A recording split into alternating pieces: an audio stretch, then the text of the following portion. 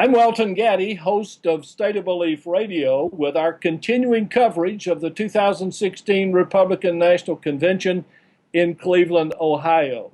It's Monday, July 18th, and I'm joined by Peter Montgomery, Senior Fellow at People for the American Way. Peter's been covering the events surrounding the first day of the convention. So, Peter, what did you witness in Cleveland today? Well, I spent quite a few hours at the rally put on by radio conspiracy theorist Alex Jones and political dirty trickster Roger Stone. So that was quite an event. And then, of course, we've all been witnessing the not so glorious start of the Republican convention. The chaos on the floor and the controversial prayer by the minister from South Carolina. It's been quite a day. Let's kind of parse those for a minute. Was the Alex Jones event just a fringe thing, or did it attract a significant number of delegates?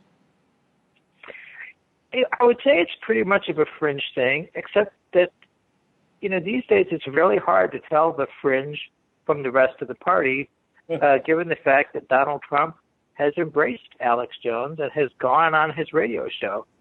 So we had Jones and Roger Stone. We had a couple of, political candidates. We had Jan Morgan, who's a big online gun rights activist, and a lot of speakers making the general Trumpish talking points about, a lot of hating on Hillary Clinton. And I was a little surprised how many people at this Alex Jones rally told us that Trump loves the Lord and he's going to bring God back into the country. Yeah, I noticed that as well. But I know you were around the convention hall all day. What was the general mood before they started the convention? Well, I think the mood was one of anticipation. I wasn't inside the hall with the delegates, but I think that I don't know how many people were aware of this challenge that was going to happen, that folks were going to try to force a roll call vote on the Rules Committee thing. But I think it was a misstep by the party leaders that they sort of shut that down in a very, bending the rules, just show of force, when they could have let the vote happen and they would have won the vote by a large margin, I think. And instead they created chaos and a lot of hard feelings and made it look like they weren't really willing to play by the rules. Yeah, and I know that looking at it from afar, but depending on radio and television, there were lots of protests and lots of criticism about how that was handled and how poorly it was handled, and the fact that it was just a brute kind of here's what the decision is, whether or not that was what it should be or not.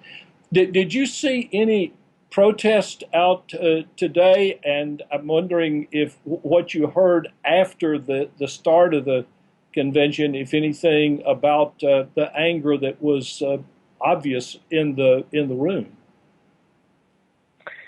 Well, I think that the anger was obvious, and I think people like really conservative people like Mike Lee and Ken Cuccinelli, who I consider really as the part of the far right of the party, they were really offended at the way the party was acting. But I think it was a perfect sign of what is to come, because the party is taking on the persona of Donald Trump.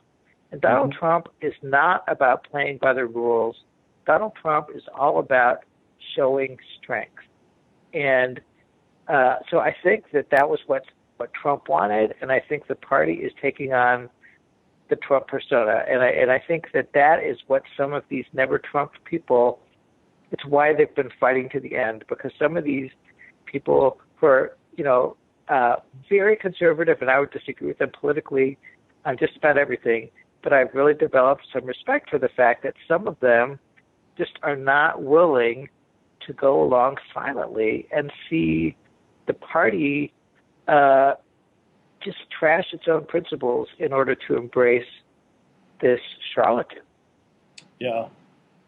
I'm going to take the next one myself and just make the observation that the prayer given by Pastor Mark Burns, which I guess was the dismissal prayer, was by far the most sectarian prayer I've ever heard at a national political convention, and was even a prayer that could be out of place in a religious convention.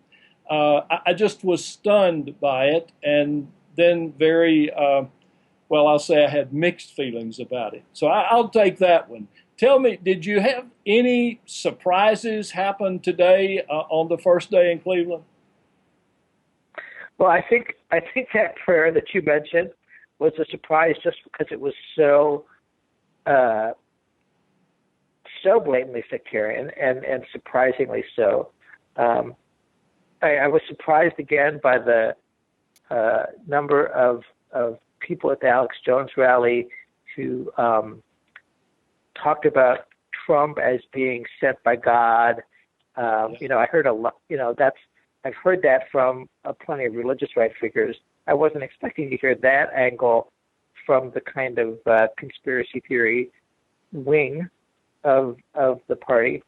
I spent all day Saturday at this response prayer rally put on by some of the Dominionist crowd, David Lane and Doug Stringer, who had a similar rally to kick off Rick Perry's campaign in 2011. And so there's a real effort to just coalesce everybody, every part of the right that Trump can get together,